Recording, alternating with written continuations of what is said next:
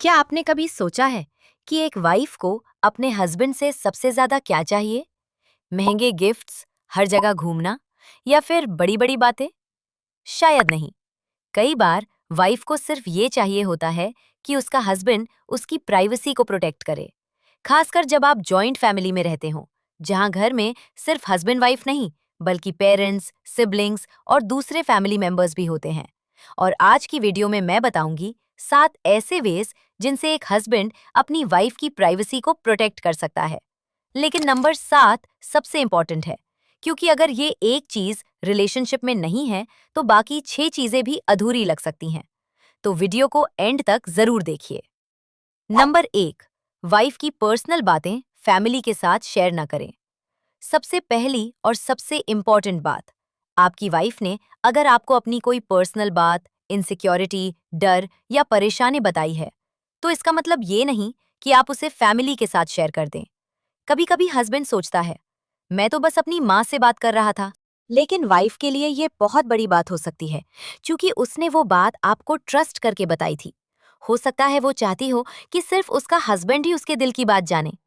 इसलिए हर बात को फैमिली डिस्कशन का हिस्सा मत बनाइए। एक अच्छा हस्बैंड सिर्फ वाइफ की बातें सुनता नहीं, उसकी बातों को प्रोटेक्ट भी करता है। नंबर 2, हस्बैंड वाइफ की लड़ाई फैमिली के सामने न करें। हर रिलेशनशिप में डिसएग्रीमेंट्स होते हैं। कभी छोटी बात पर आर्ग्यूमेंट हो सकता है, कभी मिसअंडरस्टैंडिंग और कभी दोनों का मूड खराब हो सकता है। लेकिन जॉइंट फैमिली में सबसे बड़ी गलती होती है कि हस्बैंड वाइफ अपनी लड़ाई सबके सामने शुरू कर देते हैं। इससे प्रॉब्लम सिर्फ हस्बैंड वाइफ के बीच नहीं रहती, अब फैमिली के मेंबर्स भी उस आर्ग्यूमेंट का हिस्सा बन जाते हैं। और सबसे मुश्किल बात, कल तक जो बात खत्म हो सकती थी, वो फैमिली के बीच एक परमानेंट इंप्रेशन बन जाती है। इसलिए अगर कोई प्रॉब्लम है तो प्राइवेट जगह पर बैठकर बात करें। लड़ाई को फैमिली मीटिंग मत बनाइए। नंबर 3, वाइफ की पर्सनल प्रॉब्लम्स का मजाक ना बनाएं। मान लीजिए आपकी वाइफ किसी चीज को लेकर इमोशनल है, या उसे किसी बात से डर लगता है, या वो किसी सिचुएशन में अनकंफर्टेबल महसूस करती है, तो उसके सामने तो बिल्कुल भी उसका मजाक ना बनाएं, और फैमिली के सामने तो बिल्कुल नहीं।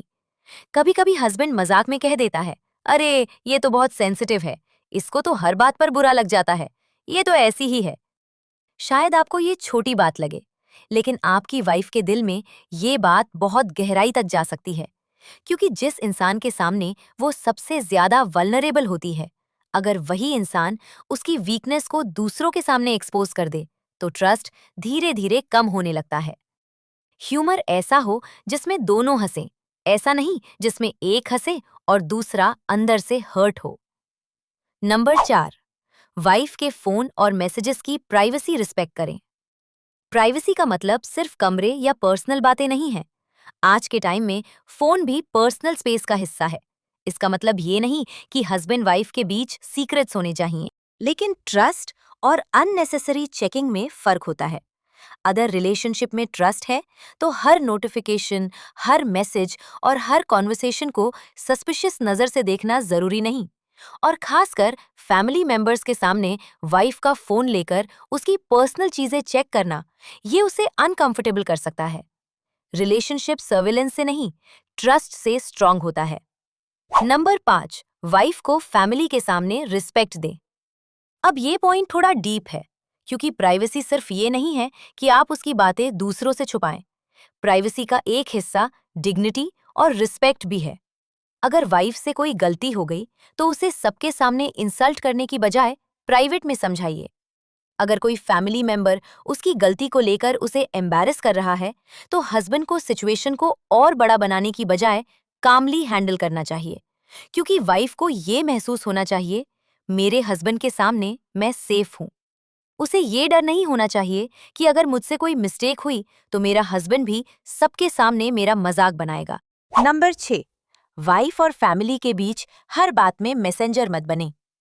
जॉइंट फैमिली में एक कॉमन प्रॉब्लम होती है, वाइफ ने हस्बैंड से कुछ कहा, हस्बैंड ने वो बात फैमिली मेंबर को बता दी, फिर फैमिली मेंबर ने वाइफ से कुछ कहा, फिर वाइफ को पता चला कि उसकी बात आगे शेयर हो चुकी है, और फिर एक छोटी सी बात बड़ी मिसअंडरस्टैंडिंग बन जाती है। इसलिए हर कॉन्वर्सेशन को मैसेज फॉरवर्ड मत बनाइए। अगर वाइफ ने आपसे अपनी कोई पर्सनल ओपिनियन शेयर की है, तो पहले सोचिए, क्या ये बात आगे बताना सच में जरूरी है? अगर नहीं, तो उसे वही रहने दीजिए, क्योंकि हर बात बताना ऑनेस्टी नहीं होता। कभी-कभी किसी की बात को अपने तक रखना ही लॉयल्टी होती है। नंबर 7, वाइफ को ये फील कराएं कि उसका हस्बैंड उसके साथ है। और अब आता है सबसे इंपॉर्टेंट पॉइंट। आपकी वाइफ को ये महसूस होना चाहिए कि मेरे हस्बैंड मेरे खिलाफ नहीं, मेरे साथ हैं। इसका मतलब ये नहीं कि हस्बैंड हर सिचुएशन में ब्लाइंडली वाइफ का साइड ले। नहीं, अगर वाइफ गलत है तो प्राइवेट में प्यार से समझाइए। अगर फैमिली मेंबर गलत है तो प्राइवेट में सिचुएशन को हैंडल कीजिए।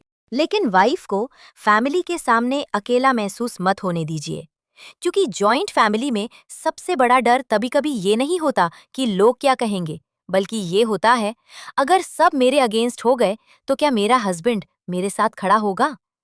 एक वाइफ के लिए ये फीलिंग बहुत पावरफुल होती है कि मेरे हस्बैंड मुझे समझते हैं, मेरी रिस्पेक्ट करते हैं और मेरी पर्सनल बातें प्रोटेक्ट करते हैं।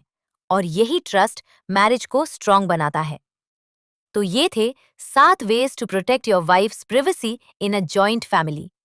लेकिन एक बात हमेशा याद रखिए, मैरिज सिर्फ एक साथ रहने का नाम नहीं है। मैरिज का मतलब है एक दूसरे के लिए सेफ स्पेस बनना। ऐसी जगह जहां आप अपनी फीलिंग्स शेयर कर सकें, अपनी मिस्टेक्स बता सकें, अपनी वीकनेसेस दिखा सकें, और फिर भी आपको ये डर ना हो कि आपकी बात किसी और के सामने एक्सपोज कर दी जाएगी। अगर आप हस्बैंड हैं, तो आज खुद से एक सवाल पूछिए, क्या मेरी वाइफ मेरे साथ इमोशनली सेफ फील करती है?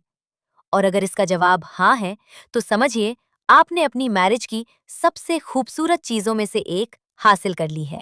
क्योंकि घर में कितने भी लोग क्यों ना हों, एक वाइफ के लिए उसका हस्बैंड वो इंसान होना चाहिए जिसके सामने वो बिना डर के खुद को एक्सप्रेस कर सके।